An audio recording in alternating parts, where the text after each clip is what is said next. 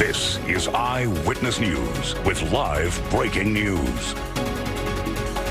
We begin with breaking news at 11 o'clock. A violent multi-car crash caused by a driver fleeing police. LAPD cruisers had started to follow a suspected stolen pickup truck when the driver suddenly took off and at extreme speeds. That fleeing pickup then collided with 3 other vehicles at the intersection of Roscoe and Woodman in Panorama City. The driver took off on foot but was quickly chased down and arrested. A female passenger also taken into custody. Paramedics on the scene were treating several injured people.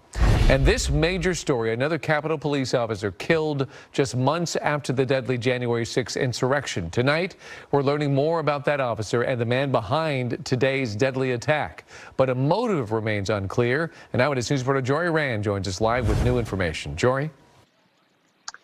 Flags at half-staff in our nation's capital yet again, and a U.S. Capitol Police force already in mourning after several lost officers in January, mourning once again tonight.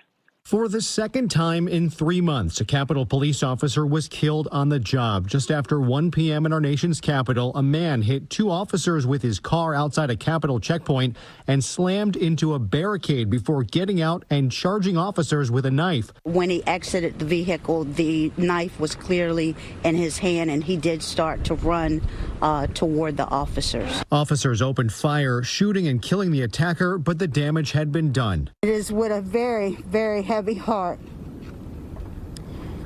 that I announce one of our officers has succumbed to his injuries. The officer killed has been identified as Billy Evans, an 18-year veteran of the force and a member of the Capitol Division's First Responders Unit. His fellow first responders standing at attention as Evans' body was taken in a procession from the hospital to the medical examiners. Flags at the Capitol and White House lowered to half-staff.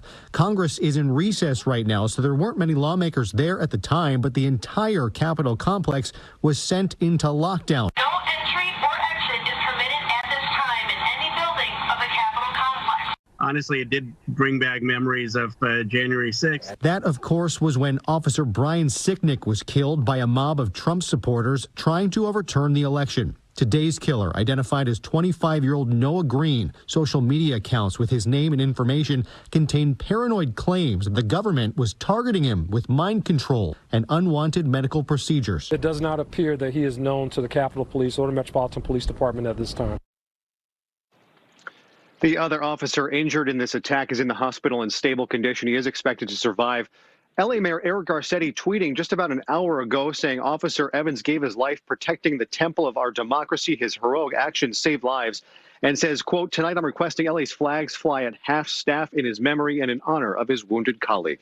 Reporting live tonight, Jory Rand, ABC 7 Eyewitness News. Jory, thank you.